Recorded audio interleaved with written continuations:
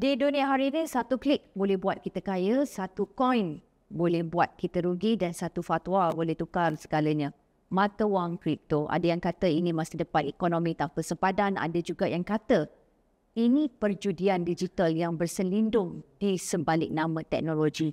Sejak Bitcoin dilancarkan pada tahun 2009, nilai ini pernah melonjak hingga 300,000 seunit dan jatuh separuh semalaman. Tapi di sebalik kekayaan digital ini ada persoalan besar. Halalkah ia di sisi Islam? Sahkah ia di sisi undang-undang Malaysia? Majlis Fatwa Kebangsaan pernah memutuskan kripto tidak menepati syariah. Tapi ramai ulama muda kini menentang keputusan itu. Katanya blockchain boleh membawa keadilan, ketelusan dan kebebasan daripada sistem bank yang mibak. Jadi hari ini kita nak soal terus ke akal. Adakah kripto ini satu bentuk inovasi atau satu tipu daya baharu? Bersama saya, dua tetamu istimewa. Seorang ahli ekonomi Islam yang lantang menegaskan hukum mesti memimpin teknologi, dan seorang lagi pembangun sistem blockchain yang percaya masa depan ekonomi Islam terletak pada kod dan algoritma. Pengasas, terus saya perkenalkan, pengasas bersama Coin.mind. Di sebelah saya Alif Ahmad. Assalamualaikum Alif. Assalamualaikum. Terima kasih Alif bersama dengan analisis pada hari ini. Dan di sebelah Alif kita bawakan penganalisis ekonomi Pusat Pendidikan Kewangan Islam Antarabangsa INSIF, Profesor Dr. Baharom Abdul Hamid. Assalamualaikum Prof. Waalaikumsalam Finas. Terlebih dahulu saya nak melakukan satu disclaimer. Ya.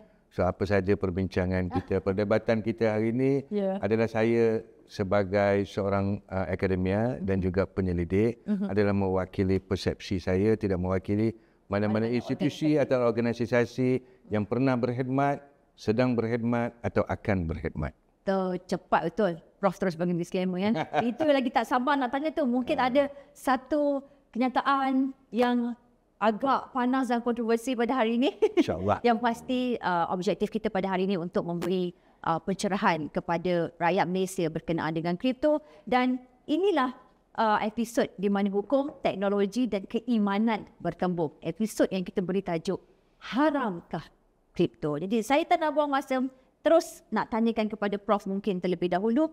Prof, kami berujar bahawa mata wang kripto tidak memenuhi maqasid syariah kerana lebih banyak membawa mudarat daripada manfaat. Nilai terlalu volatile, tiada sandaran aset dan tidak disokong kerajaan. Jadi Prof, apakah asas utama dalam menilai sama ada kripto boleh dikategorikan sebagai aset bernilai yang sah di sisi Islam? Okey, yang pertama sekali Finas, kita kena melihat daripada skop yang lebih luas. Apabila kita menyebut kripto, ianya agak luas. Kripto hanyalah satu bentuk pelabelan ke atas satu digital asset yang dikatakan wang. Kita harus faham perbezaan antara wang dan mata wang. Berbeza dua benda ni. Wang adalah apa sahaja yang diguna pakai untuk membuat transaksi, menyimpan nilai, membayar hutang. Kalau dalam society itu biji kelapa diterima pakai, macam biji kelapa itu wang. Mata wang sebaliknya adalah sesuatu yang diiktiraf, disahkan oleh pihak berkuasa. Dalam konteks ini selalunya Central Bank atau di konteks di Malaysia, Bank Negara Malaysia.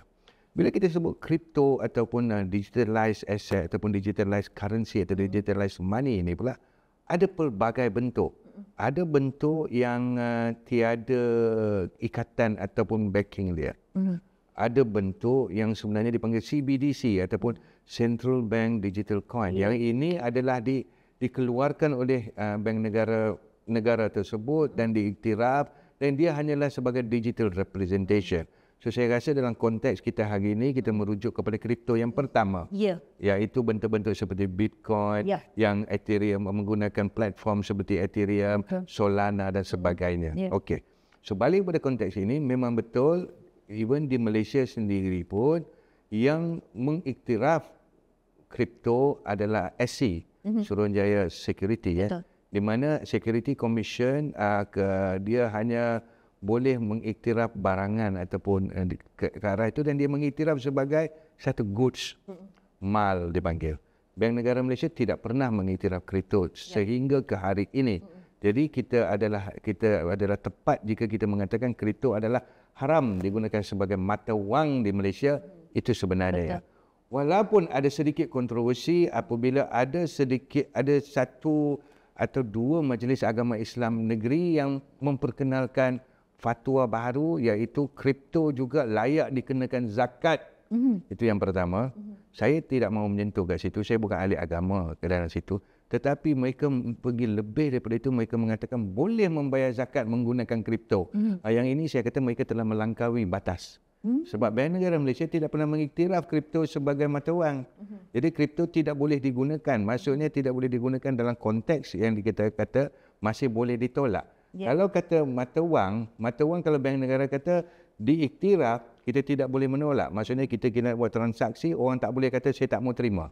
Tapi kripto orang boleh kata tidak mau terima. Jadi itu pun kontroversi juga. Kalau kita pergi balik kepada sejarah bagaimana Security Commission boleh meluluskan kripto sebagai mal, saya rasa kita hanya perlu menyingkap sedikit, melakukan sedikit penyelidikan siapa yang ketua syariah pada masa itu, maka mungkin kita boleh melihat kepada konteks itu. Dan saya lebih tersentuh apabila majlis agama yang meluluskan kripto pula dan memberikan tugas itu kepada salah satu syarikat IT yang mana mufti sekarang adalah penasihat agama kepada syarikat itu. So ini juga adalah satu kontroversi dan saya rasakan merupakan satu kalau kita kata dunia sekarang ni, apatah lagi kalau kerajaan sekarang memperjuangkan integriti dan transparansi, ini tidak harus berlaku. So itu sebagai mukadimah. Dan saya nak kata haram atau tidak, itu bukan tugas saya bukan mufti. Cuma saya nak bagi tahu dekat Finas, bukan sahaja dunia Islam menolak kripto, malah cendekiawan barat juga menolak kripto. Majoriti, kalau tidak ke semua pemenang anugerah Nobel ekonomi, Esmoglu, Schiller, Krugman dan semuanya menolak kripto. Ada asas, nanti kita akan bincangkan bila kita sampai pada itu. So, sebagai pendapat peribadi saya, yang pertama saya ingin mulakan mukadimah sebagai kripto adalah sesuatu yang saya rasa boleh memudaratkan ekonomi akan datang. Ya, baik. Itu poin daripada sudut Prof. Alif, pembangun sistem blockchain sering menegaskan bahawa blockchain bukan masalahnya. Manusia yang menyalahgunakannya.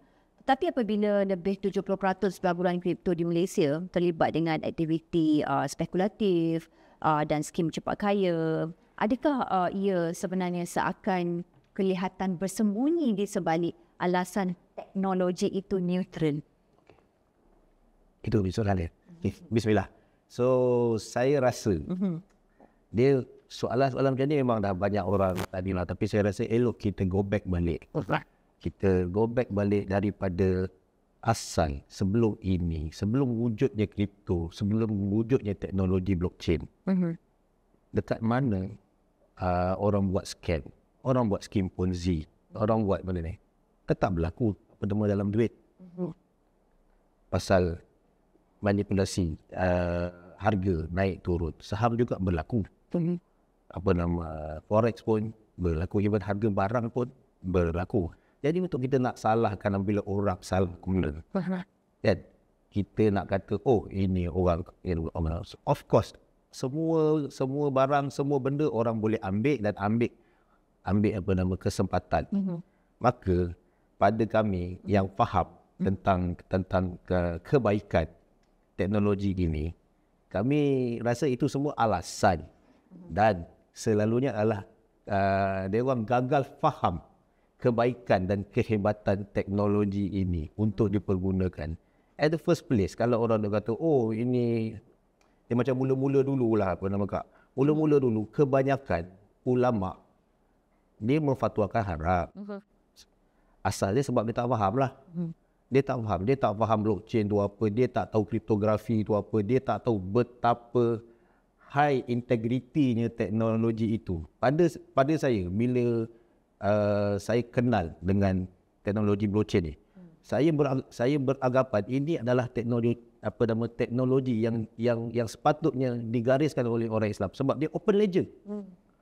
Dan orang yang mula-mula menulis pasal idea ni pun asas dia adalah kita nak keluar daripada kekangan ataupun kawalan ataupun pengaruh bank-bank yang sentiasa mencengkam manusia. Kan? Itu dia punya asal dia. Kalau saya dengan akak boleh deal secara berintegriti, kita punya transaction kita dah tak perlukan orang lain jaga. Betul tak? Kalau semua rekod kita, semua orang ada, sesama kita yang menjaga, kita tak perlu ada orang jaga. Tapi of course lah, mana-mana teknologi yang wujud, dan of course akan ada orang ambil kesempatan disebabkan orang lain tak faham. Atas sebab itulah saya, masa benda ni mula-mula keluar apa benda semua, saya wujudkan saya punya portal saya untuk bagi awareness. Sebab kami sebagai developer, kita tengok ini satu peluang ekonomi kepada Malaysia pada waktu tu. Apabila kami buat development, apabila kerajaan kita masih haywire, tak faham, pening-pening lagi, saya terpaksa kata, okay, if you want to launch your sistem go to Singapore. And then pada tahun, saya rasa 2018 ke 2019, Singapura mengambil kesempatan dengan mudah menjadi satu negara yang mesra kripto ni. Dia boleh collect lebih kurang 60 bilion tax saja. Pada saya, kita selalu terkebelakang. Orang Islam ni dia selalu ada isu boleh tak boleh, boleh tak boleh, dia boleh tak boleh. Dia ada fikir dulu. Padahal sepatutnya kalau betul, kita sepatutnya kena champion ini. Once bila kita champion, tengok sekarang hari ini orang lain yang menjuarai teknologi ini, dan kita keep going terkebelakang. Dan saya selalu ambil contoh Bitcoin lah paling senang. Apabila dia datang, ada orang kata itu, ini, bla bla bla bla semua. Dia sama je sebenarnya. Kita tak boleh bayangkan dunia digital ni sama macam dunia fizikal. Dia macam software. Kita guna, tapi kita tak nampak kalau kita bagi dalam bentuk ni. Tapi kita boleh nampak dia punya penggunaan dia. Kod dia apa semua, untuk orang yang tak faham, dia mungkin tak nampak. Hanyalah satu tulisan, orang kata tekan-tekan keluar. Kan? So, contoh emas. Sebelum wujudnya emas, orang menggunakan apa? Siput lah, apalah untuk buat tempat untuk buat transaksi, betul tak? Satu medium of transaction. Dan apabila datang je emas, satu metal, orang yang letak harga. Dan bila ada supply and demand, dia ada harga. Sama juga dengan bentuk Bitcoin ni, dia ada supply and demand, dan dia punya harga. Kalau orang tak pakai, satu hari nanti dia akan hilang juga, sama je. Dan begitu juga dengan emas. Kalau orang dah tak pakai emas, harga pun akan turun. Dan tak ada dalam mana-mana agama, even dalam Islam pun tak ada pun kata kita kena guna emas. Tak ada benda tu. Tu orang yang selalu claim sebab bila nak meniaga emas, dia kena tunggang sikit. Emas dengan perak ni baru boleh jual.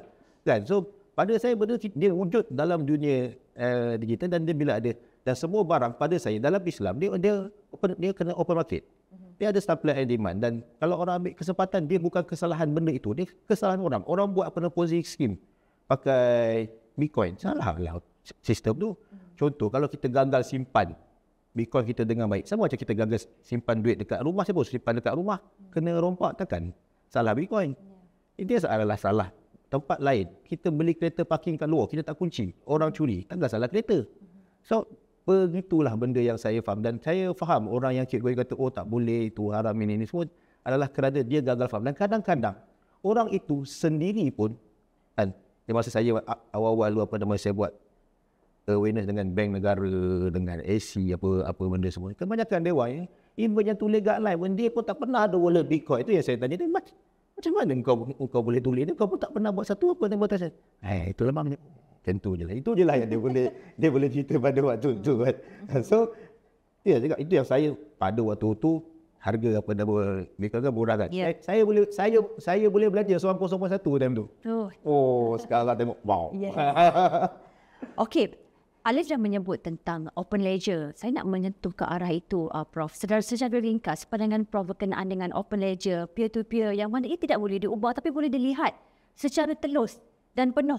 Adakah itu bagi saya satu bentuk integriti yang sangat transparan dan sangat bagus? Komen Prof bagaimana? Okey, dua. Sebelum saya nak sentuh komen tu, saya nak sentuh komen yang pertama dulu. Sebab bila Alif sebut dia masukkan forex dalam ni, trading dalam ni, jangan salah faham. Forex tak pernah disahkan halal oleh mana-mana majlis ulama. Trading pun tak, short selling tak, jangan salah faham. Saham tu halal, tetapi trading tu is a second question. So kita jangan lamsamkan forex apa semua tu tak. Kita bawa kepada arus ni dulu. So balik kepada ledger. Nombor satu, saya nak bagi tahu beza antara wang, mata wang. Mata wang ni kita terlibat dengan polisi monetary. Polisi monetary, mata wang, kenapa kita perlu bank negara untuk mengawal wang? Sebab wang yang banyak akan menyebabkan inflasi, kenaikan di dalam harga barang. Wang yang sedikit akan menggencatkan ekonomi. Jadi sebab itu kita perlukan monetary policy selain daripada fiscal policy. Nak mentadbir negara ni kita ada dua polisi. Fiscal policy adalah kerajaan yang terbabit dengan perbelanjaan kerajaan dan juga cukai. Monetary policy adalah apa saja polisi yang berkenaan dengan penawaran mata wang dan juga kadar faedah ataupun kadar keuntungan dalam kewangan Islam. So, kita nak kena pastikan ideal money supply di dalam ekonomi. So, sebab itu kita perlukan centralized body untuk kawalnya benda ni. So, balik kepada ledger, memang betul. Saya tak cakap lah kan, memang ledger tu, blockchain is a technology we can trace from where to where apa semua. Itu memang betul. Namun, kenapa kita perlukan centralized? Macam saya kata tadi, daripada konsep makronya, dia bukannya kita, bukannya seperti mana kita kata nak memajukan orang, kita print money. Kalau macam tu, hidup senang je. Tak, kita perlu satu ideal situation. So, kalau tak ada centralized body yang boleh kawal, kalau ada ledger ni, macam mana bank negara nak tahu berapa banyak wang dalam pasaran? Kat mana, apa semua? Macam mana kita nak kawal? Polisi monetary apa kita nak pakai? Penguncupan, pengembangan, macam mana kita nak kawal? This is the question that coming back. So coming back, kalau saya pun tak pasti ulama mana yang telah menghalalkan. Setahu saya ulama besar dunia sampai sekarang seperti Taqi Usmalik dan sebagainya masih belum mengeluarkan fatwa lagi. Cuma dia kata setakat ini, dia kata buat masa ini dia tidak dapat menghalalkan. Kalau dari segi negara ASEAN kita, Indonesia memang straightforward, Brunei straightforward. Cuma Malaysia itu pun sebagai goods, bukan mata wang. So balik pada ledger tadi, yang ini sekarang menjadi masalah. Walaupun dalam on one side you kata the transparency, the integrity between the two parties, tetapi orang luar tak boleh tahu. Then that's why this is sometimes used. It can be used untuk kebaikan. Macam Finas kata tadi, untuk kita membantu saudara kita di Palestin, sebab antara kita dengan kawan tu saja. Tetapi dia juga boleh digunakan untuk keburukan. Sampai kalau kita menggunakan illicit, transit, tak dapat nak dikesan, kita tak dapat nak tahu. Itu saya kata, kalaulah Jolo sekarang ni, dia berguling-guling ni. Jolo kata kalau dia tahulah pasal cryptocurrency, dah lama dia 1MDB semua dia masukkan dalam cryptocurrency and nobody can identify the transaction and you cannot. So this is what I say. Bila kita melihat kepada kemajuan, kebaikan, kita kena lihat juga kepada kemudaratan. So balik kepada maqasid. Maqasid ni apa? Yang nombor satu, protection of life. Nombor dua, protection of wealth. Nombor tiga, protection of next generation. Nombor four, protection of akal dan sebagainya. So ini yang kita nak kena tengok. Kita kena timbal balik. Kita kena tengok. Kita jangan tengok semata-mata daripada sudut keuntungan sahaja. Tapi sudut kemudaratan. Bukan keuntungan sekarang sahaja, sudut yang akan datang. Macam saya kata tadi lah, saya melihat daripada segi impak. Saya melihat kepada impak, satu, mikro kepada diri, dua, kepada luar negara. Kalau kita nak kata hanya kerana keuntungan, maka umat Islam kena berlumba-lumba. Kalau tak, kita tak ketinggalan. Saya kurang setuju lah kat situ. Baik. Sebab kita kena melihat kepada jangka masa panjang. Soalan seterusnya kepada Prof juga. Dalam prinsip muamalat Islam, Prof, gharar dan maisir adalah sebab utama sesuatu transaksi menjadi haram. Apabila pelabur membeli kripto dengan niat menang cepat, bukan berasaskan nilai guna. Tidakkah itu, Prof, lebih dekat kepada judi digital? Jadi, apakah mekanisme syariah yang boleh mengekang budaya spekulatif ini? Ya, nombor satu, mekanisme syariah dengan tidak menghalalkan. So, bila tidak menghalalkan, maka tidak mengharuskan penggunaannya ke situ dan kalau boleh tidak membenarkan orang pergi. Macam kata tadi, Maizir dengan uncertainty, dengan speculation, bukan sahaja orang Islam. Macam saya kata tadi, it's also coming from the Nobel Prize winners. It's coming from there. Kita kena lihat, kalau kita nak kata spekulasi, apa maksud spekulasi? Sebab tu saya balik kepada tadi, bila saya kata tadi, when you say forex, kalau orang tu masuk dengan speculate, dia beli mata wang USD dengan harapan besok USD akan naik, that is wrong. You cannot be involved. Tapi you boleh beli USD, saya nak pergi ke US, saya nak pakai. Jadi sebab tu saya kata kita tak boleh blanket haramkan forex. Forex ni pasarannya kena ada di sana sebab kita memerlukan transaksi apabila kita berdagang, apabila kita melawat. Yang tak dibenarkan apa? Apabila kita berdagang dalam forex untuk mencari keuntungan, kita speculate RM nak turun, USD nak naik, pound nak turun. Itu speculate. Tak boleh. Sama juga pasaran saham. Kalau saya membeli saham syarikat ini dengan kata saya nak menjadi pemilik saham dia sebab saya rasa syarikat ini ada harapan untuk maju. Berbanding dengan saya buat candlestick analysis, ni dia tengah turun ni, probability dia naik. That is wrong. Itu adalah speculate. Itu berjudi. Sama balik kepada sini. Untuk apa kita nak masuk Bitcoin? Adakah kita nak masuk Bitcoin dengan harapan hari ini kita beli 20,000, besok dia naik 25,000? Jika kita mempunyai niat itu? Then you're speculating, you're gambling. Tak lain daripada awak main ke kitab 52. Daun yang berikutnya, daun Ace ni. Sama saja, apa beza dia? Itulah maksudnya. So balik kepada itu, kita tanya balik soalan-soalan pokok lah. Apa dia asas kewangan Islam? Kan? Apa dia asas kewangan Islam? Adakah ni dia tick the box, tak tick the box? Itu. Dan kita ni, kita kena faham bahawa ada ketikanya kita ni bukan ahli dalam tu dan kita kena serahkan benda tu. Kita ada majlis fatwa, kita ada mufti dan kita ada pihak berkuasa seperti penasihat syariah Bank Negara Malaysia, penasihat syariah Security Commission, kita kena. Dan jika ada apa-apa yang kita perlu utarakan melalui penyelidikan kita utarakan ke situ. Itu. Alif, sebagai pembangun, Alif tahu teknologi blockchain boleh digunakan untuk staking, lending dan juga yield farming yang secara realitinya menjanjikan keuntungan tetap.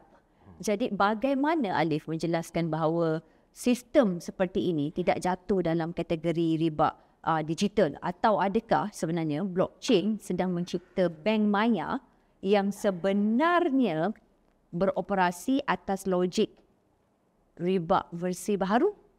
Okey. Sebelum saya nak mulakan, saya nak bagi Teruskan Alif. Yang respon tadi lah. Apabila saya sebut pasal forex, pasal emas, pasal saham, dan apabila yang saya nak sampaikan adalah apabila kita kata ada spekulatif, so benda ni juga berlaku di tempat lain. So kalau kita nak haramkan disebabkan spekulatif, dekat semua tempat ada. Boleh berlaku. Betul tak? Bila tempat tu orang lain yang buat, kesalahan tu orang lain yang buat, perkara tu orang lain yang buat, benda tu boleh berlaku dekat lain tempat. Even harga kucing pun orang boleh buat nanti naik turun. Saya rasa betul-betul nak salahkan satu benda disebabkan ada orang lain yang buat. Saya rasa pada saya tidak patutlah kan. Tak boleh blanket sekali. Sebab ada macam ni, sebab ada macam ni. Sebab ada skim Ponzi dekat Bitcoin. Habis tu kalau duit berapa banyak sebelum ada Bitcoin ni, skim Ponzi pelaburan haram ni semua pakai duit. Asal kita tak haramkan duit je. Dan isu duit ni lagi teruk sebenarnya. Duit palsu orang boleh buat. Orang boleh tipu duit palsu. Bitcoin orang tak boleh create Bitcoin palsu untuk nak masuk dalam ledger. So in term of integrity dan dalam sistem ni, blockchain ataupun kalau kita bandingkan duit dengan Bitcoin jauh lebih telus, jauh lebih selamat. Especially macam contoh kalau bank negara punya, kalau kita pakai duit lah, maksud duit ni dia orang boleh pump and dump duit tu, dia boleh keluarkan duit orang sebab dia tengok fiskal apa benda semua, dia boleh nak tambah kurangkan. Bitcoin kekal, banyak tu lah sampai bila-bila. Okey, berbalik pada akak punya soalan tadi pasal disebabkan teknologi ni orang boleh buat duit, orang boleh buat untung, orang boleh buat duit boleh dapat apa tadi? Dia seakan macam mencipta bank maya yang sebenarnya beroperasi atas logik riba versi baharu. Okey. Dia macam ni. Riba ni saya rasa clear lah. Okey. Apabila kita bagi pinjam, dia ambil. Kita bagi pinjam dan kita charge lebih lah. Benda tu clear. Itu dia punya asas dia. Dan apa yang berlaku dalam teknologi ini adalah kepercayaan orang. Dia macam saya sebut tadi, saya bagi contoh. Macam mana orang percaya emas itu ada value. Kan? Ada orang percaya satu lukisan ni ada value. Tapi dia percaya dalam bentuk digital. Dan dia ada value. Dan dia boleh dan dia rasa ataupun dia nak simpan, dia nak berlambut. Dan dia rasa harga tu naik. Ini dalam konflik pun tak ada masalah. Dia nak simpan lah, harga naik. Yang dia boleh macam kita simpan baju, kasut, apa benda semua kita rasa ada apa nama value. Pasal farm apa benda semua. Okey. Blockchain ni bukan dia tak ada cost, dia ada cost. Kalau orang nak keluarkan satu Bitcoin, dia ada cost dan hari ini makin mahal sebab kita kena selesaikan satu kriptografi yang makin panjang dan luas. Dia memerlukan elektrik. Dia ada cost untuk nak buat. So setiap apa nama blockchain tu, setiap kripto tu ada cost, melainkan macam yang apa nama saya selalu sebut shitcoin ni. Shitcoin ni memanglah dia mint satu tu dia jual, lepas tu dia katalah ada sekian. Yes, yang tu saya tentang, sebab itulah saya pun panggil yang ni, memang saya totally kata haram tu. Yang bila orang tanya ni okey haram, saya senang je. Tapi kadang-kadang kita tak sangka ada coin yang tiba-tiba dia boleh ada supply and demand. Sebagaimana syarikat-syarikat yang di list pun, kita kena berlaku jujur lah. Benda ni kadang-kadang pun it's all about apa nama dia orang buat je benda tu, dia punya accounting semua. Ya, betul. Dia ada AC jaga, dia ada itu dan ini jaga. Semua tu manusia dan benda tu orang boleh. Benda tu saya dalam industri. Selain daripada saya dalam dunia IT, saya juga license fund manager. Mungkin ramai orang tak tahu lah dan saya faham bagaimana market dia orang operate, dia orang manipulate, company tu dia orang goreng, betul tak bro kan? Dia orang tipu ledger apa benda semua. Atas kelulusan semua itu. Dia bukan tak ada kelulusan. Kan? Jadi bila nak kata dia seakan satu apa nama ribat baru, saya rasa dia memang sepatutnya bukan riba unless dia ada buat lending, ada something and business macam tu. Saya rasa yang tu memang clear. Tapi untuk nak kata dia ada unsur garan, jelas. Dia kalau macam shitcoin semua ni kan, shitcoin ni memang coin yang tiba-tiba dia orang develop. Contoh dia buat finance coin, kata value dia RM20 satu, siapa beli cepat nanti insyaAllah boleh dapat bla bla bla bla. Betul. Tu dia kalau orang tanya saya akan jawab macam ni lah. Kalau kau nak beli kan, kalau kau nak beli mungkin sebab kau minat Finas je lah. Tapi kalau kau rasa dia ada value, kau tengok Finas tu, kau rasa dia coin tu boleh ada value kan nanti. Kan? Pada saya benda-benda semua apa nama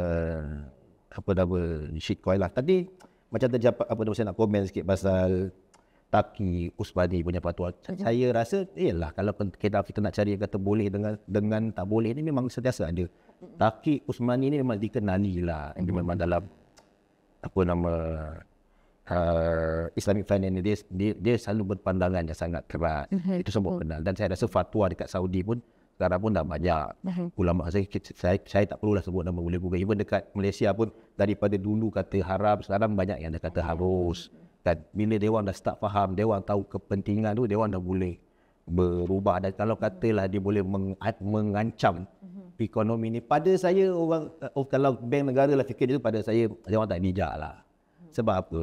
Negara lain boleh je manage. Kita kena bijak lah. Kita lah kena main peranan dulu. Awal-awal dulu masa Bitcoin ni mula-mula dikuasai oleh Marhain. Sekarang ini institusi pun dah buat, even dia orang buat futures. Ni Nasdaq dah ada. Dia apa? Maksudnya kita kena pandai untuk ambil. Kalau kita punya authority bijak, kita yang kena manage. Bila kita manage, barulah kita boleh dapat keuntungan ataupun kita boleh kawal. Dan saya tak percayalah ekonomi ni boleh hancur disebabkan satu digital asset. Dan saya firm sampai hari ini, saya tak pernah kata Bitcoin ke kripto ini mata wang. Saya kata dia digital asset, dia aset baru.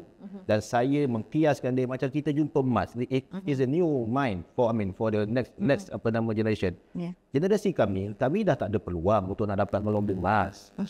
Kami dah tak ada peluang untuk nak dapat gelombang apa lagi boksit ke RE ke apa, semua tak ada peluang. Ni the new digital. Dan pada saya, yang ni saya punya pandangan, bila kita nak kaitkan kripto dengan Islam ni, saya ada satu filosofi yang apa nama saya pegang. Mungkin saya tak pernah kongsi lah. Bila saya tengok Akak Finan ke berseri, saya nak cerita sikit sebenarnya.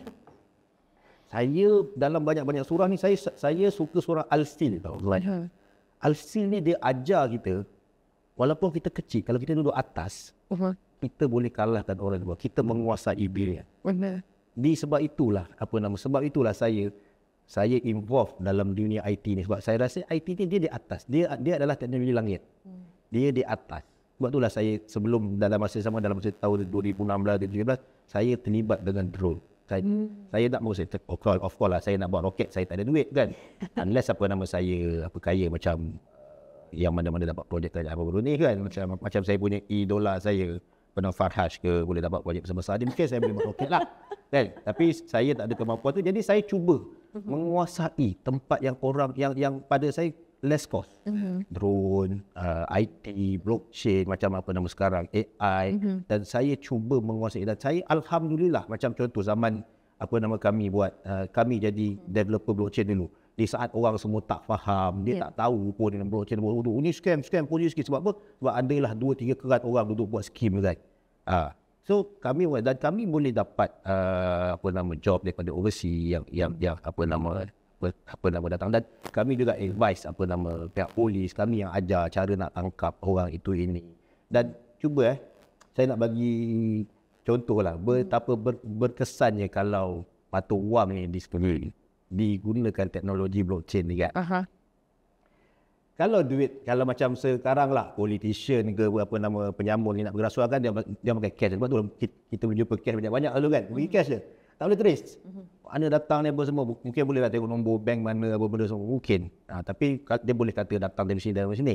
Tapi kalau kita bijak, kita faham dunia ni, kita macam contoh orang bagi kripto. Macam sekarang orang menggunakan Bitcoin untuk bagi bantuan. Dan saya agak kurang setuju sebenarnya kalau hantar bantuan ke negara-negara yang diperlukan menggunakan Bitcoin. Sebab Bitcoin still traceable.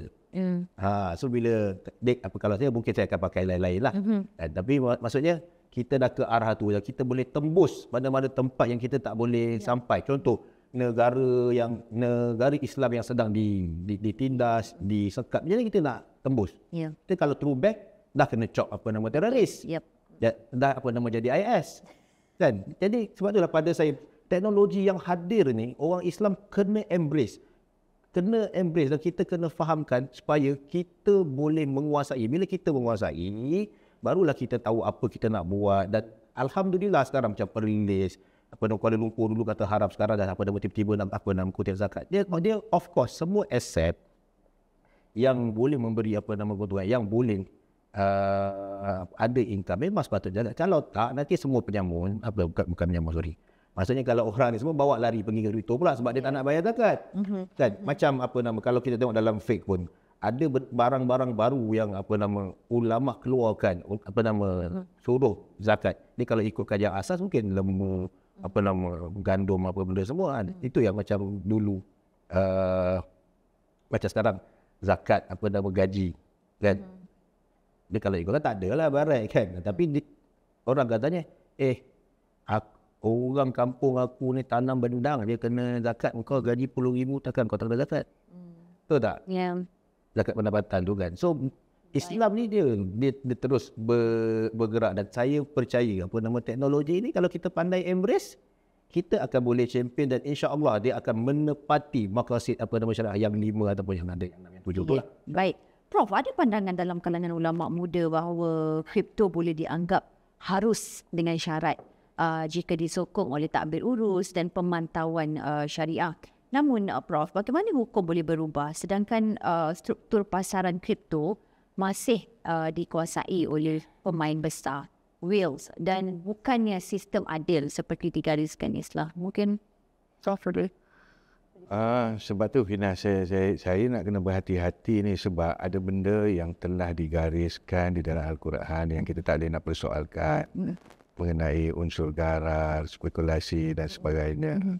Dan ada juga yang kita ambil daripada hadis dan qiyas dan ijma' yang kita tak boleh nak persoalkan, tetapi kita boleh membawa bincang dalam muzakarah. Sebalik kepada sini yang kata ulama muda yang mengatakan kadang-kadang mereka mengkiaskan, mereka menghampirkan dengan itu. Sebab tu saya kata, bila kita kata spekulasi, memang semua spekulasi, beli rumah pun spekulasi. Kadang orang beli rumah tu, dia kata nak beli rumah ni, besok rumah kawasan sini nak maju. Betul, spekulasi itu kita kena faham daripada konteks yang boleh dikawal dan spekulasi yang keterlaluan. Sebab tu kita kata volatility itu yang berketerlaluan. Macam kata tadi lah, hari ni boleh turun 10,000, besok naik 5,000. Itu lain. Kalau rumah dulu kata 10 tahun dulu beli 80,000, itu inflationary impact. Dia berbeza dua. Satu dipanggil inflationary impact. Sama orang dulu gaji 1,000, sekarang gaji 10,000. Itu panggil inflationary impact. Berbeza. Okey. So, saya kata, saya pun berhati-hati sebab saya orang ahli ekonomi. Saya tidak. Cuma saya akan selalu mengutarakan pandangan daripada penyelidikan dan saya akan persoalkan mereka. Kata, okey, impaknya sedemikian. Kenapa tidak consider pada situ? So, balik kepada perbincangan muzakarah, mereka akan bincang dan mereka akan buat keputusan. So, yang balik kepada konteks kepada satu atau dua negeri yang membuat keputusan itu, macam saya kata tadi, ada yang mereka boleh buat keputusan, tetapi ada yang mereka tidak boleh melangkaui keputusan. Keputusan mengenakan zakat ke atas perdagangan kripto, keuntungan daripada kripto, itu saya tak soal sebab dia kata digital asset sebagai satu bentuk aset baharu yang dikenakan zakat. Saya tak persoal sebab kalau kita rujuk balik buku yang paling mudah adalah Fiqhul Zakah oleh Yusuf Al-Qaradawi, paling mudah sekali. Dan kalau kita lihat boleh zaman Umar Al-Khattab pun kejap unta kena zakat, kejap kuda kena zakat, kejap kuda tak kena zakat sebab dia mengikuti dinamik dia kan. So sama, saya tak persoalkan kripto sebagai aset keuntungan nak kena zakat. Cuma sebab itu mengikut kelulusan SC. SC kata dia mal, go ahead. Tapi saya cuma persoalkan bila membayar zakat menggunakan kripto. So sekarang ni dia dah melangkaui border sebab bank negara tidak pernah meluluskan kripto sebagai mata wang. So apabila tidak meluluskan sebagai mata wang, sembarang keputusan untuk membayar zakat menggunakan kripto, apatah lagi zakat ni adalah satu institusi yang besar, perlu kebenaran bank negara. Sebab itu saya persoalkan hari itu. Dan dia menjadi kontroversinya sebab mufti yang juga duduk kat situ adalah penasihat kepada syarikat yang diberikan kontrak. So itu yang saya persoalkan, di mana integriti, di mana kelangsungan informasi kat sini. Itu maksud saya. Saya tidak mempersoalkan, memang kita akan berlaku pembangunan dan kita akan ada bentuk-bentuk aset yang baru. Tidak persoalkan. Tetapi kita harus kembali dan melakukan keputusan menyerahkan kepada yang ahli dalam itu berlandaskan Al-Quran, hadis, ijma' dan qiyas. Itu saran saya. Okey, Prof. Prof dah menerangkan yang kita faham dalam konteks Undang-Undang Bank Negara Malaysia masih menolak kripto sebagai mata wang sah di bawah Akta Mata Wang 1975 lah. Dan kripto diterima sebagai aset. Adakah kita memang takkan boleh bersedia dari sudut segi zakat, wakaf digital, audit syariah untuk mengurus transaksi ini secara patuh syariah? Boleh. Sebab tu saya kata saya setuju CBDC, iaitu digital currency yang dikeluarkan oleh central bank. Yang itu saya setuju sebagai satu bentuk digital currency, tetapi yang mempunyai kuasa di atasnya masih lagi central bank, bank negara. Maksudnya ada pihak berautoriti. Satu, dari segi apa-apa berlaku, ada pihak yang bertanggungjawab. Dua, kembali kepada persoalan saya pokok tadi yang saya kata, untuk mengawal suhu ekonomi negara. Kita perlu tahu berapa banyak duit di luar sana. Adakah terlalu banyak menyebabkan kenaikan harga? Adakah terlalu sikit menyebabkan kegencatan ekonomi? Kalau CBDC, maka jumlahnya kita boleh tentukan. Kalau kita ada satu unsur yang finite dalam tu, kita tak boleh tentukan apa yang berlaku. Jumlah ni finite. Tetapi nilai dia tu bergantung kepada supply and demand. Central bank dalam kawasan ni dia helpless. Dia tak boleh buat apa. Tetapi banding dengan CBDC masih lagi centralized. Kita masih mempunyai kedaulatan untuk mengawal ekonomi. Sebab ingat dia macam kereta ni, kita ada handbrake dengan kita ada minyak. Kalau kereta tu naik bukit sendu, kita kena tekan minyak bagi dia lepas. Kalau turun bukit terlalu laju, kita kena tekan brake. Samalah. Itulah apa yang kita panggil contractionary expansionary policy. Dari segi fiskal, kita ada tadi saya kata perbelanjaan kerajaan. Sebab tu kalau Finas ingat tahun 98 dahulu, 97 krisis ekonomi. Apa Tun buat masa tu? Tun buatkan perbelanjaan kerajaan, buat stadium, buat Commonwealth Game, buat highway. Sebab apa? Bila perbelanjaan kerajaan dinaikkan, mewujudkan pekerjaan, ekonomi rancak balik. Sama. Apa bank negara buat pada masa itu? Bank negara mengurangkan kadar faedah. Sebab apa? Memudahkan syarikat pinjam duit, memudahkan orang pinjam duit. Jadi ekonomi rancak balik. Lepas tu kita 2099-2000 ekonomi jadi panas. Apa berlaku? Kita kena sejukkan balik. Macam mana kita nak sejukkan? Kita naikkan kadar faedah. Bila naikkan kadar faedah, orang akan kurang berbelanja. Orang akan kurang berbelanja sebab apa? Duit. Actually ini dia punya mekanisme kita nak kawal ekonomi. So, kesejahteraan rakyat, kebajikan rakyat ni, nak kawal ni, sebab tu kita kata kita perlukan dua kawalan ni, fiscal policy, monetary policy. Kita ada expansionary policy, discretionary policy. So, kalau tak ada digantikan dengan crypto decentralized, macam mana kerajaan bank negara nak mengawal ekonomi? Ya, Prof, tapi kita tahu kan yang bahawa beberapa negara Islam seperti UAE, Arab Saudi, Bahrain sedang membangunkan CBDC lah, pun Central Bank Digital Currency atas platform blockchain rasmi kerajaan. Jadi, Prof percaya Malaysia? Saya tak ada masalah. Saya tak ada masalah. On Ethereum, on blockchain, apa semua saya tak ada masalah. Saya cuma masalah saya bila dia decentralizekan. Dan masalah saya adalah apabila dia tidak diikat ataupun kepada mana-mana. Itu virtual yang kita kata tidak. CBDC, it is still backed by a central bank dan dia punya something backing it. Intrinsic value tu ada. Selagi ada yang mengikat, maksud Prof, selagi ada yang mengikat. Selagi ada yang mengikat dan selagi ada badan yang bertanggungjawab jika ada apa-apa berlaku. Maka saya setuju. I am all for technology. Saya setuju blockchain, Ethereum, these are good technology platform. Integrity kita boleh apa semua. Cuma saya tak setuju kalau kita serahkan kepada tangan orang lain yang kita tidak kenal, kita tidak tahu siapa di sebaliknya dan kita tidak ada control power on that. That's my concern. Seakan nak menambah alif di situ. Teruskan. Okey, inilah masalah apabila orang tak faham teknologi ni. Bila dia nak ada orang kawal, ada orang kawal. Saya rasa inilah tadi dulu kegagalan orang faham teknologi apa nama blockchain ni sebenarnya. Sebab sebenarnya sistem itu telah dikawal sendiri dan kita tak perlu tahu pun siapa owner dia. Contoh macam Bitcoin, kenapa kita perlu tahu dia dia punya owner sedangkan sistem itu telah ada dan dia adalah open ledger dan kita boleh tengok dan even kita pun boleh fork dia. Kalau kita faham. Dan sebab itulah Jepun antara negara awal yang Bitcoin ini legal tender sampai hari ini pun tak ada bankrupt pun dan dia punya ekonomi turun pun bukanlah sebab Bitcoin pun ataupun sebab kripto pun.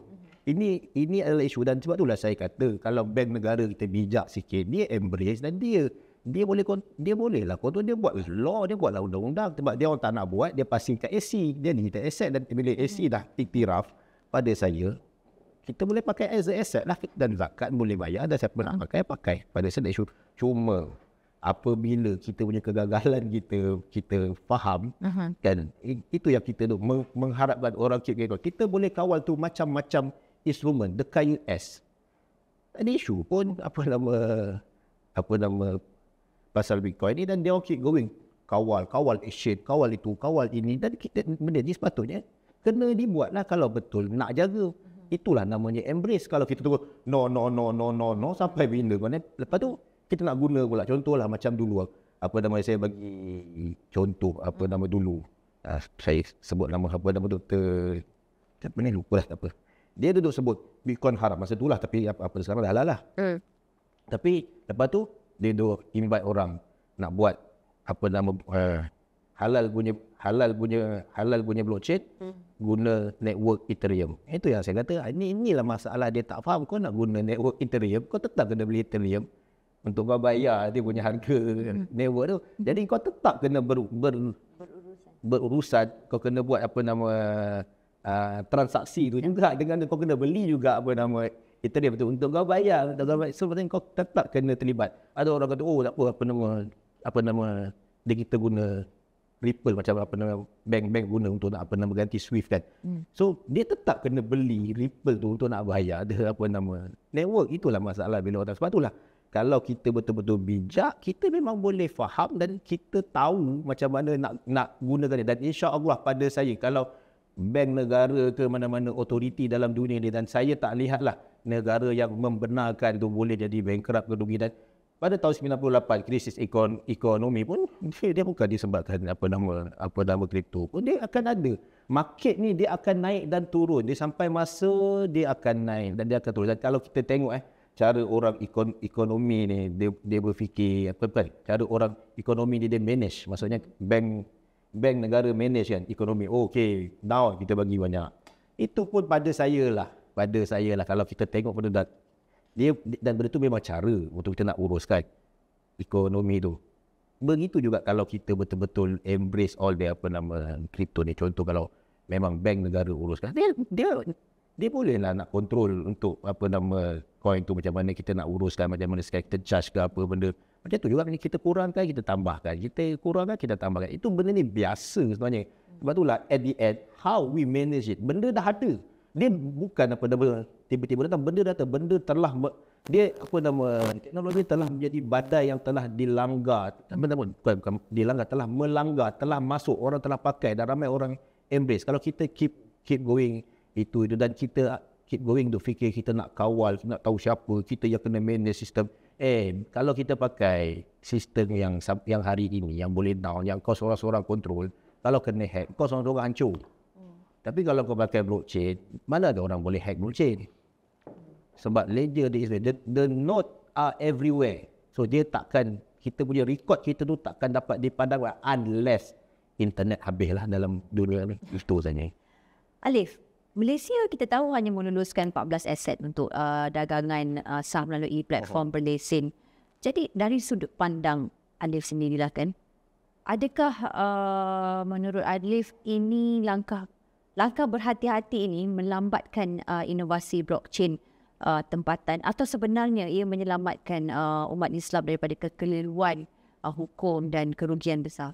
Saya rasa hukum ni clear dah, sebab fatwa dah ada dah banyak dah. Memang dia haruslah, untuk siapa yang nak pegang harus, dia memang harus. Dia memang clear benda ni. Siapa nak pegang harus. Siapa yang tak nak pegang dah jangan involve terus, senang. Senang je benda ni. Dia simple. Tapi apabila SC bagi peluang, dia baguslah pada saya. Sebab apa? At least clear, ada satu badan dan dia mengiktiraf beberapa exchange untuk orang buat apa nama transaction. Sebab at the end, itulah saya cakap, dunia hari ini dunia tanpa sempadan. Takat manalah kita boleh kawal pun.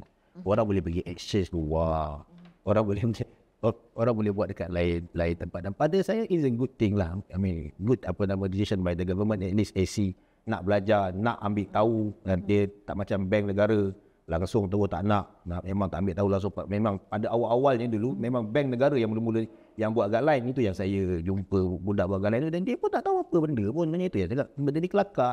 Orang otoriti pun tak faham. Ini dia masa lepas je lah kan, dia masih tak faham. Sebab tu dia pun buat apa nama guideline pun mengarut masa tu kan. Dia macam dia tak faham apa benda kau ni. Bila kita tanya, dia pun tak pernah buat apa nama transaction. How you know? I mean, how you do the apa nama guideline time tu. Lepas tu bila dah kena tembak, passing dekat AC lah kutip. Yeah. So AC pun awal-awal pun bukanlah cakap sangat. Dan pada saya, okey lah bila ada orang boleh buat. Orang boleh, at least boleh start lah sebenarnya. Dan at least kita ada exchange yang kita iktiraf, dan kita boleh dapat laporan lah siapa yang daftar, siapa yang pakai kan, scammer mana yang tolong cairkan duit. Dan cuma saya rasa Malaysia ni memang patut ada, pada saya betul lah, yang apa nama kerajaan iktiraf yang apa data sekarang sebab saya pun dah tak habis puas sangat lah bila orang panggil saya pun saya mula gila. Pasal ni bank negara panggil KC panggil saya memang saya tak apalah malas. Tapi sepatutnya Malaysia ada sebab at the end bila kita ada Bitcoin, kita nak cairkan ke satu jenis. Dan sekarang duit pun kebanyakan orang tak pegang cash dah. Eloklah kita ada satu dan kita pun boleh tahu berapa, let's say lah kalau total duit dalam Malaysia ni betul-betul lah Dewan nak beritahu tanpa dimanipulasikan. Kita boleh tahu kalau memang telah dia telah di blockchain kan, this and that. Kalau tak, yalah apa nama settlement bank dia dah print, dia boleh print dia lah, dia akan base on apa benda yang dia nak. Tapi maksudnya kita pun tahu dia punya amount dia ada berapa banyak yang apa nama sebenarnya. Baik. Prof, ada kebimbangan bahawa kripto bakal mencabar kedaulatan mata wang negara jika jika rakyat mula menggunakan Bitcoin sebagai medium utama transaksi? Sistem kewangan Islam yang berpaksikan zakat boleh lumpuh. Bagaimana Prof menilai ancaman ini dari sudut maqasid ekonomi dan kestabilan monetari Malaysia? Nombor satu saya nak bagi tahu sebenarnya bukan bank negara pasing ke asyik ke apa ke tak. Kita ni harus faham fungsi masing-masing kan. Seorang jaga pasaran kewangan, seorang jaga pasaran modal. Memang dari dulu dah memang macam itu pun. Satu capital market, satu monetary market. Nombor dua, saya rasa kita kena apa soalan tadi Finas? Berkenaan dengan terdapat kebimbangan kedaulatan. Okey, saya balik kepada Finas. Finas perasan tak apa masalah negara Jepun the last 30 years, 2-3 dekad ni? Jepun menghadapi masalah dah 3 dekad ni kan untuk mewujudkan inflasi. Maksudnya di Jepun dia deflasi. Sebab apa? Sebab dia tak boleh, dia tak ada control. Dia lost control of their economy because dia tak boleh nak kawal ekonomi dia. So dia buat apa saja monetary policy, the monetary policy would not be effective. So dah 3 kali tukar Perdana Menteri lah. So Jepun menghadapi masalah sulit ni. So balik kepada kedaulatan tadi, memang kita kata bila kita kata kita nak memerintah sebuah negara ni, kita memerlukan sedikit kuasa, kita memerlukan kedaulatan. Dan kedaulatan ini untuk mengawal. Orang selalu salah faham. Dia ingat bank negara ni kawal penawaran wang dengan mencetak wang ataupun memusnahkan wang. Tak, kita tak pernah buat macam tu. Bank negara bukan tak pernah cetak lah. That would be the last option. So dia ada instrumen dia. Instrumen yang pertama dia panggil open market operation. Apa yang bank negara buat, dia jual beli bond di pasaran terbuka. Bila dia nak mengurangkan duit di pasaran, maka dia akan jual bond. Bila jual bond, orang akan beli bond, maka duit akan kurang lah. Itulah cara dia nak mengawal slow down the economy. Bila dia rasa ekonomi slow, ekonomi nak tergencat, kita kena pump in duit, dia tak cetak duit. Dia beli balik bond di pasaran terbuka. Sebab bila dia beli balik bond, apa berlaku? Orang pulangkan bond, duit dalam pasaran naik. Instrumen kedua adalah dengan dia mengawal apa yang kita panggil kadar reserve wajib. Di dalam setiap bank ni, bank adalah intermediary. Okey, ini ekonomi 101 pula. Bank adalah intermediary. Ada penyimpan dan bank bagi pinjam. Dan bank ambil markup lah kan. Jadi kalau orang simpan 100 juta, bank tak boleh guna 100 juta untuk bagi pinjam. Dia kena bagi kadar reserve wajib, dia kena simpan dalam bank negara. So yang baki ni, katalah kadar reserve wajib 10%. Maksudnya orang simpan 100 juta, bank boleh bagi pinjam 90 juta. Ekonomi slow, kadar reserve wajib bank negara turunkan ke 5%. So bank sekarang ni ada duit lebih daripada 90 juta, dia boleh pump in 95 juta. Nampak tak ekonomi? Wang dah bertambah. Sebaliknya, kalau ekonomi rancak sangat, dia naikkan kadar reserve wajib. Maka itu cara yang kedua. So dia ada beberapa instrumen dia. Dan instrumen ni penting. Instrumen ni penting. Memang kalau kita lihat, ekonomi ni dia akan naik turun every almost 10 years. Dia macam kereta. Kalau kita senang je 77, 87, 97, 2007 Malaysia. Janganlah kata 2017, 2027 bukan. Saya nak bagi tahu secara rambang. Sebab manusia ni macam tu. Bila ekonomi seronok, dia dah banyak berbelanja, ini akan menyebabkan inflasi dan begitu. So, kita perlukan kedaulatan itu. Kalau tak, siapa yang akan susah? Yang akan susah adalah orang bawah. Yang susah bila hilang purchasing power adalah orang bawah. Tak apalah kalau kita kata kita tak faham teknologi itu, saya pun termasuk kategori yang tak faham. Maksudnya saya sama kategori dengan pemenang anugerah Nobel tau. Bukan kewangan Islam Saya tak jauh daripada kewangan Islam. Macam saya kata Schindler, Krugman, Esmoglu, semua tu semua tu mengatakan the same thing. Dia kata is this a bubble? This waiting to explode because there's no intrinsic value. Emas lain. Emas kenapa dia ada nilai? Sebab dia ada intrinsic value. Diamond dia ada intrinsic value. Maksudnya dia ada nilai dalaman. Itu maksud saya lah. Saya bukan anti teknologi macam saya kata tadi. Saya as long as kita mempunyai check and balance, as long as kita mempunyai kedaulatan, as long kita mempunyai kemampuan. Jadi itu maksud saya, kita perlukan kawalan. Kalau kita kata self-regulation, siapa yang nak pastikan di self-regulation ini? Kan? Siapa yang nak bertanggungjawab? Itu maksud saya.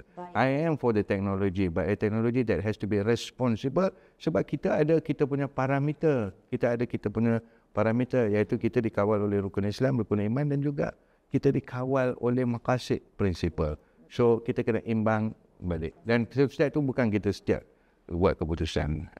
Baik, terima kasih kepada Prof. Alif, akhir sekali dari kacamata anda sebagai Muslim dan juru teknologi, yang boleh kita katakan, jika satu hari nantilah Alif, Malaysia ingin melancarkan halal coin, apakah 3 prinsip asas yang perlu dijaga supaya ia tidak menjadi kripto bersyariat di kulit tapi berunsur riba di jiwa? Okey. Seandainya lah, kita tengok ke hadapan. Yalah. Dia yang terbaik, of course lah, kalau kerajaan sendiri buat. Dan bila dia buat, dia akan back lah dengan kita punya. Dan saya pernah cadangkan MYRD dulu. Saya rasa dalam 2017. Macam tu lah orang saya cadangkan. Kau ni ahead the time. Malaysia ringgit digital. Saya pernah cadangkan, which is kita back one to one dengan ringgit lah. Itu saya punya cadangan lama dulu lah. Ada lah. Saya dah campak dalam tu sampah dah pun. So memang saya rasa memang sepatutnya ada, dan apabila di bawah seliaan kerajaan, dia tidaklah akan jadi seperti mana koin-koin yang ada ni. Sebab koin-koin yang ada ni apabila dia memang fully supply and demand, memang of course dia akan terbuka kepada manipulation lah. Dan kalau memang dia dah back dalam ringgit, of course dia akan ikut harga ringgit je nanti. Dia memang dia dah takkan pergi lah. Dan saya sangat setuju lah. Dan saya nak ulang balik lah. Kita punya isu perbezaan antara Nobel Prize winner ke, ulama yang membantah ke, yang tak setuju ni, sebenarnya kita ada isu yang berbeza ni. Intrinsic value tu kita faham lain. Dia orang faham kena physical, kena nampak ni emas. Kami tak nampak macam tu lah. Kami nampak dia ada nilai dalam digital macam Bitcoin. Intrinsic value dia apa? Intrinsic value adalah dia ada huge network yang besar yang telah menelan belanja berbilion daripada mula, dan dia punya integrity dia punya node dia, kepercayaan orang tu telah meluas. Kalau compare dengan emas, cuba Kak Finas bayangkan kalau saya bawa satu emas, saya bagi dekat Kak Rina, dia akan ada satu kerja. Betul ke mana ori? Kita ada kerja yang sangat besar. Bitcoin, tak ada Bitcoin palsu yang boleh masuk dalam Bitcoin, that will be fine. Yalah, of course lah, ada orang cakap satu hari nanti bahawa teknologi is there. Sebenarnya orang kata nanti bila ada quantum computer, nanti kita boleh buka semua kriptografi Bitcoin yang kita boleh keluarkan. Blockchain teknologi ni, kita ada sampai masa macam dulu kita fork dia, maksudnya kita semua orang sepakat majoriti untuk kekalkan nak naikkan daripada berapa minit, saya lupa lah, pada tak himbau sangat kan. So maksudnya kita pun boleh upgrade kita punya kriptografi yang mungkin lagi hebat, yang tak boleh diselesaikan oleh quantum computer. Teknologi is there, dan dia berjalan selari dengan teknologi lain. Let's say lah kalau berlaku apa masalah, ada benda dulu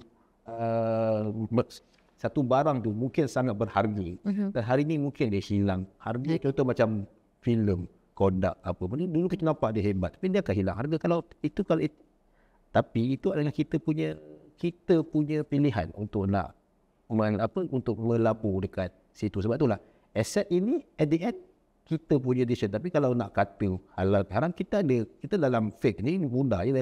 Al-aslu asya'i bahas semua benda berasaskan muamalat ni dia harus dulu dia hukum. Bukan kita haramkan dulu. Dan kita tengoklah apa alasan kita nak mengharamkan dia sebenarnya. Dan saya daripada mula bila Bitcoin ni wujud, saya tak pernah nampak dekat mana unsur gharar dia. Riba memang tak ada lah. Jadi sepatutnya dia memang jadi juga. Gharar dia saya tak nampak dekat mana. Okay. Kita mungkin akan berbeza dengan orang yang dia berfikir kita kena kontrol, kita kena ada check balance. Saya setuju. Tapi dalam masa itu saya pun tak setuju juga.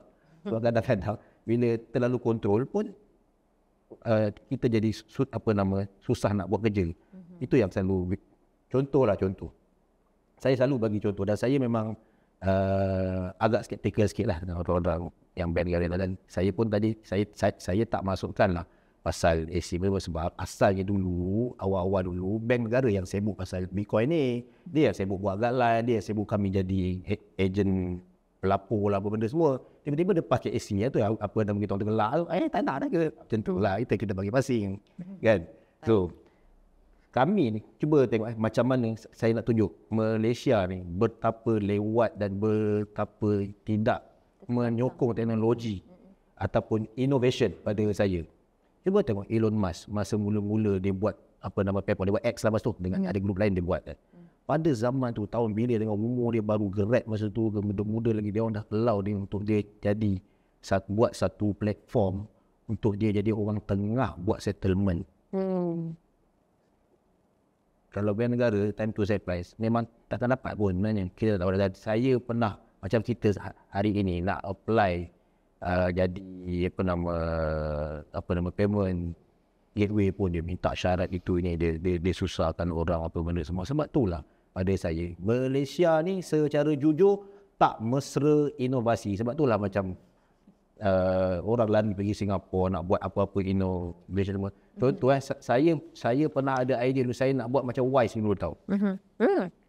Tak dilayan. Tapi tiba-tiba Wise boleh dekat sini. Saya dengan partner saya Nick Izwan tengok dia kata celakanya tu nampak macam tu lah. Tengok macam tu lah. Kalau kita juga bila orang tu datang dengan duit banyak, investment yang dia akan layan.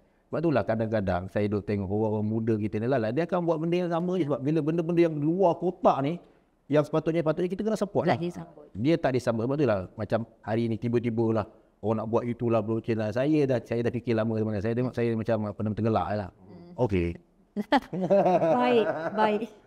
Terima kasih Alif dan juga Prof Dr. Baharul. Akhirnya kripto sebenarnya bukan sekadar isu pelaburan. Ia persoalan kepercayaan, ketelusan dan masa depan sistem keuangan kita. Malaysia kini kita boleh katakan di persimpangan antara inovasi dan integriti. Sama ada kita menolak ataupun mengadaptasi. Kuncinya ialah ilmu dan accountability.